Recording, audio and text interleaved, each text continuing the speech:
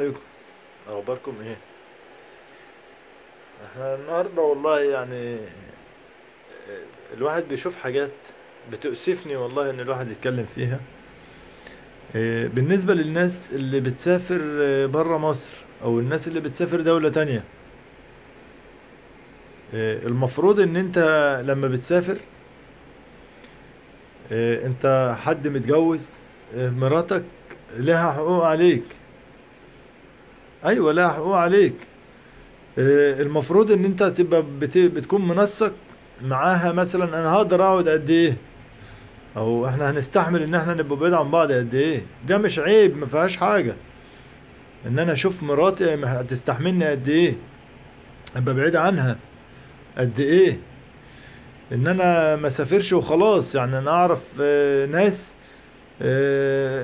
سافروا بقالهم 8 سنين ما ولا حس ولا خبر. معلش في الكلمة، يعني انت هتروح هناك عايز تعف نفسك، هتتجوز واحدة تانية مثلا. طب ما ديت برضو عايزة تعف نفسها. ايه الحل يا جدعان؟ ما هو مش من الدين برضو بصراحة ان انا يعني اسيب مراتي واسافر. ماشي يا عم، كلنا بنطلع نشوف اكل عيشنا، مفيش مشكلة. نطلع نشوف اكل عيشنا ونشتغل ونكافح ونعمل مستقبل لاولادنا، ايه المشكلة؟ ولكن برضو يبقى معروف، يعني كل واحد له طاقة. انت طاقتك بتستحمل قد ايه؟ مراتك هتستحملك قد ايه؟ انتوا بتبقوا منسقين الكلام ده مع بعض. ما ينفعش ان انا اروح كده وخلاص، يعني انت سايبها معلقة. لا انت اللي بتنزل. طب انزل كل سنة شهر، انزل كل سنة شهر، شوف مراتك محتاجة منك ايه، ما تقصرش.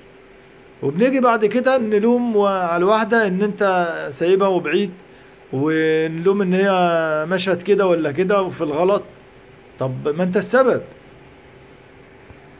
والله انا مش بتكلم الكلام ده كده وخلاص، والله في نماذج الواحد بيشوفها بيأسف فعلا، بيأسف.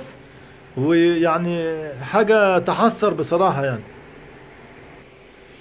هو يعني معلش في الكلمة، يعني العمر فيه كام سنة؟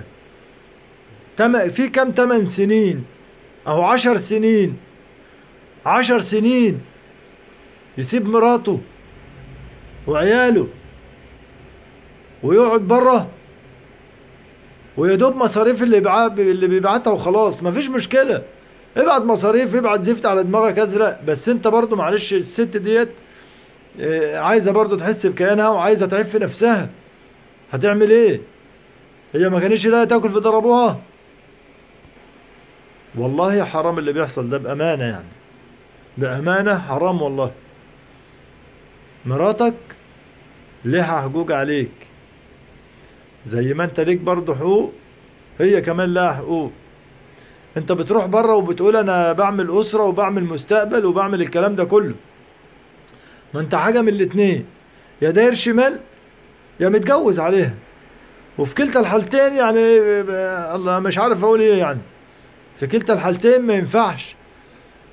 بالله عليكم، بالله عليكم حافظوا على حريمكم.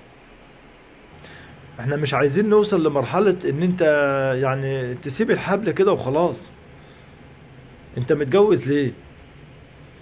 احنا متجوزين كلنا ليه؟ عشان نبني اسرة ونعمل مستقبل، مفيش مشكلة، ونعمر الارض، ماشي.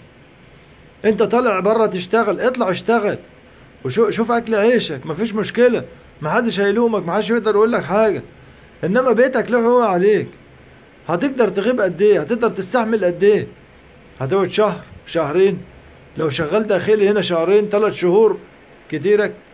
بره ماشي، حكم ان انا اشتغل مثلا بره، ناس بتسيستم امورها ان انت مثلا ايه، على مدار ال5 6 سنين دولت هعمل مصلحة وهنزل اقعد مع عيالي. بس في خلال ال5 سنين دولت بكون نزلت مثلا على الاقل، على الاقل 5 6 مرات.